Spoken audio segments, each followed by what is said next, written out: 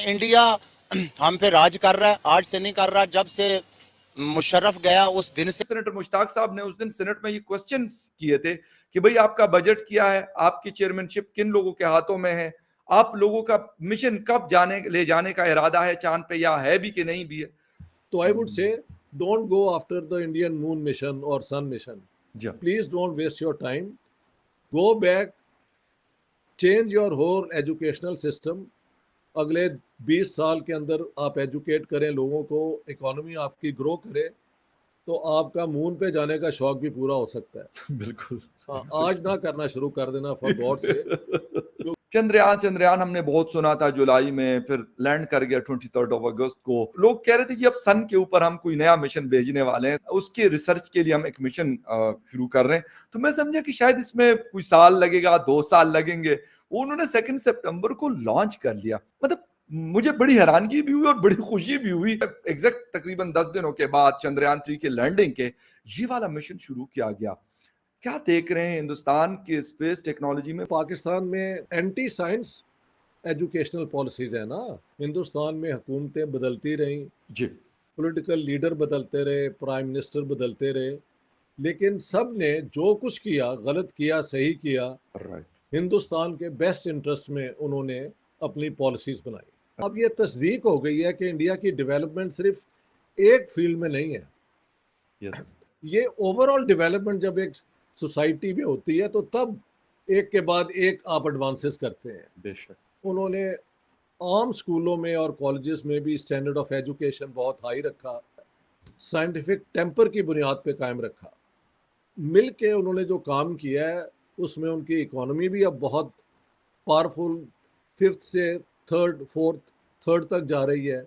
Yes, इन हिंदुस्तान की आवाज़ international politics में सुनी जाती है। मैंने हिंदुस्तान में जाके देखा है, लोग आम चप्पलों में और वो वास्कट सी पहन के आ जाते हैं और वो करोड़ों के मालिक होते हैं। एग्जैक्टली, हाँ जी, बिल्कुल कोई वो जो है ना एग्जीबिशनिज्म नहीं है। IMF के सामने झुक जाते हैं, चाइना के सामने झुक जाते हैं, यस, सऊदीयों के सामने झुक जाते हैं, तो हमारी तो इज्जत कहीं है नहीं।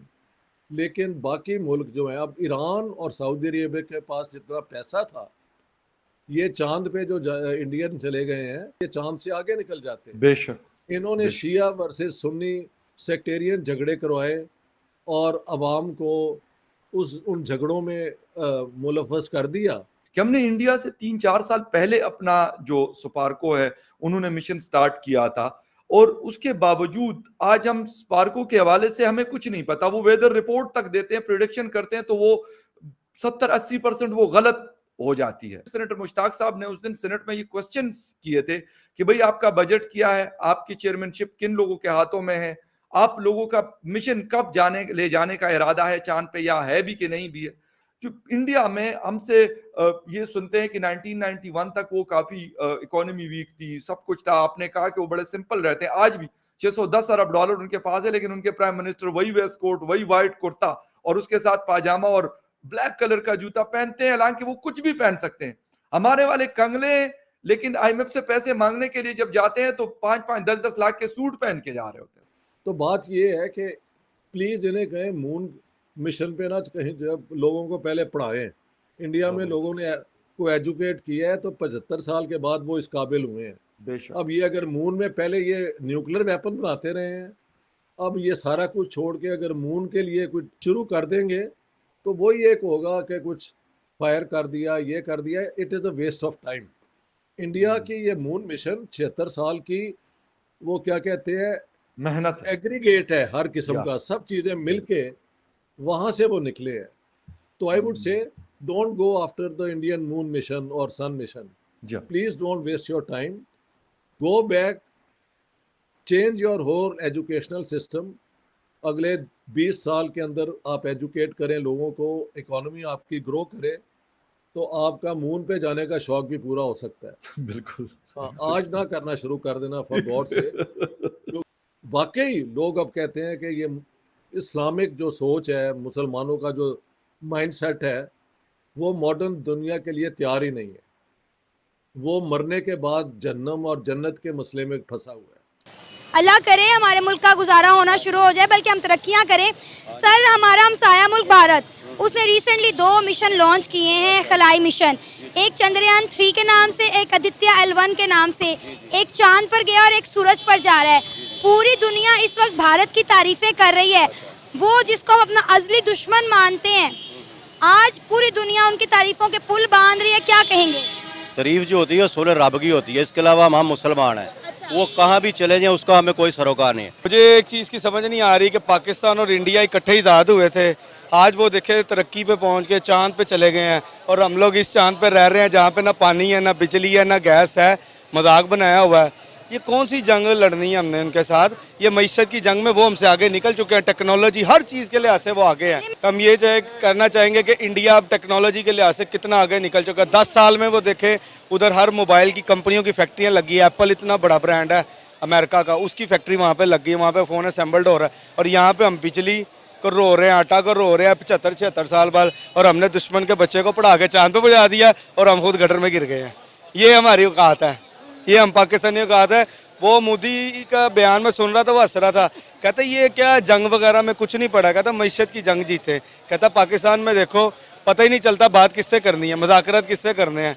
तो इस वजह से देखें वो अपनी आवाम के साथ मुखलिस हैं, वो अपने मुल्क में है, उन्होंने आवाम के लिए कितना अच्छा कुछ कर दिया। चाहे वो मोदी को जो मर्जी कहते रहे, बुरा हम लोग सिर्फ यहाँ पे ये है कि जी इंडिया ये हो गया, या बॉर्डर पे हम टांग देखते हैं किसकी सबसे ऊपर जा रही है। पता है आप भारत के स्पेस मिशन इसरो ने सक्सेसफुली चंद्रयान 3 को लॉन्च किया और सॉफ्ट लैंडिंग करी मून के साउथ पोल पर सक्सेसफुली।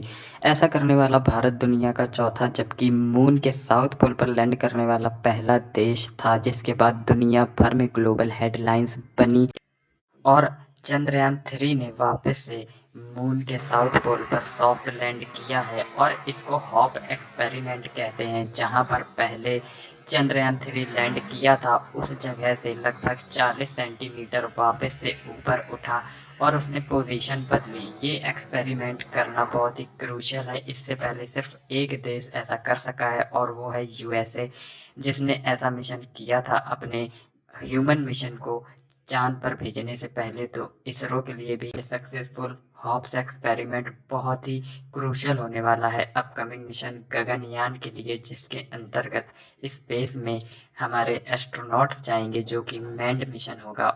जिस समय चंद्रयान 3 ग्लोबल हेडलाइंस बना रहा था उस समय दुनिया भर के देशों ने भारत को बधाई दी, लेकिन सिर्फ पाकिस्तान ऐसा देश था जिसने भारत को बधाई नहीं दी। लगभग 4 से 5 दिन हो गए, तब उनको याद आया कि ये दुनिया भर में न्यूज़ बना रहा है और अगर हम भारत को बधाई नहीं देंगे तो हम कहीं ना कहीं दुनिया को ये दिखाएंगे कि हम इनसिक्योर हो रहे हैं, अनकंफर्टेबल हो रहे हैं भारत की सक्सेस से। इसलिए मजबूरी में उन्हें ऐसा करना पड़ा। और अब पाकिस्तान के सेनेट में, जैसे हमारे यहाँ पार्लियामेंट है, उनकी पार्लियामेंट को नेशनल असेंबली कहते हैं, और उसी असेंबली में ये बात उठी है कि पाकिस्तान आखिर चंद्रयान 3 जैसे मिशन क्यों नहीं करता, हमारे पास वो कैपेबिलिटी है या नहीं, और अगर है तो हम ये कब तक करेंगे। और इसके बाद से पाकिस्तानी पब्लिक को ये पता चला कि दरअसल जो उनका स्पेस मिशन है स्पार्को, इसके पास इतनी कैपेबिलिटी ही नहीं है कि वो खुद से इतना बड़ा मून मिशन करे। इसको करने के लिए पहले पाकिस्तान को लगभग 20 से 25 साल लगाने पड़ेंगे, अपना एजुकेशन सिस्टम सही करना पड़ेगा और बहुत सारी एक्सपर्टीज हासिल करनी पड़ेगी, तब कहीं जाकर पाकिस्तान इतना बड़ा मून मिशन कर सकता है। और ये चीज़ जानकर पाकिस्तानी जो आम पब्लिक है उसकी आंखें खुली कि आखिर एक्चुअल में हम भारत से कितना पीछे हैं।